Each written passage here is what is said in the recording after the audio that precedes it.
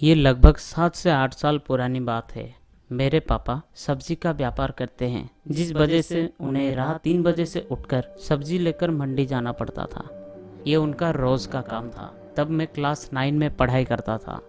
पापा बहुत मेहनत करते थे हमारे लिए, इसलिए मैं भी चाहता था पापा को व्यापार में हेल्प करूं।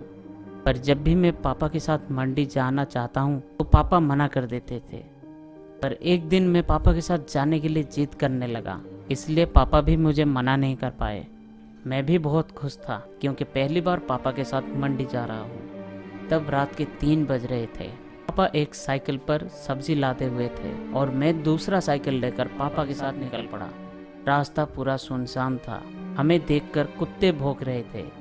कुत्ते हमें काट ना ले, इसलिए पापा हमेशा अपने पास एक लाठी रखते थे, जिस वजह से कुत्ते भी हमारे पास नहीं आ रहे थे, बस दूर से भौंक रहे थे। मैं जोर जोर से साइकिल का पेडल मार रहा था और बार बार पापा से आगे निकल जा रहा था। पापा मुझे बार बार मना भी कर रहे थे। तब 3:30 बज चुके थे। चारों तरफ अंधेरा ही अंधेरा। रोड के दोनों साइड बस खेत ही खेत थे। कुछ दूर जाने के बाद रोड के साइड में आगे एक बड़ा सा बरगद का पेड़ दिखा।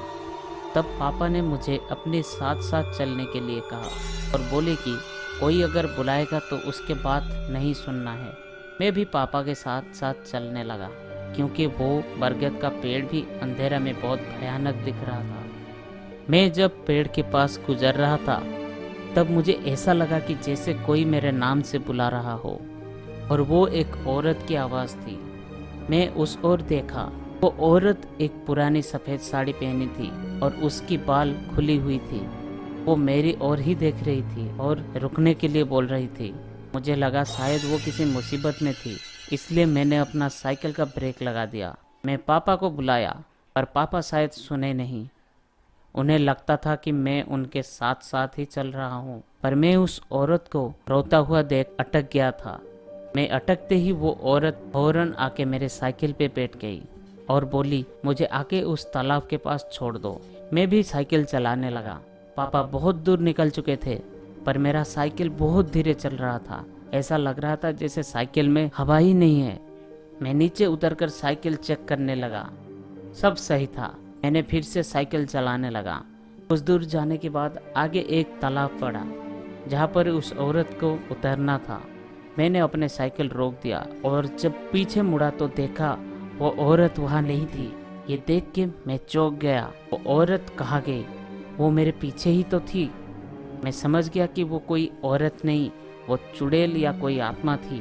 मैं पूरा डर गया था और डर के मारे मेरे हाथ पैर कांप रहे थे। मैं जोर जोर से साइकिल का पेडल मारने लगा ताकि मैं पापा के पास पहुंच जाऊं। पापा बहुत दूर जा चुके थे। मैं फिर से उस औरत को रोड के किनारे खड़ा देखा।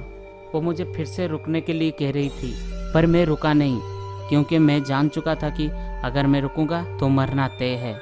इसलिए मैं साइकिल स्पीड से चलाने लगा। तभी वो औरत गुस्से में मेरे पीछे पीछे भागी।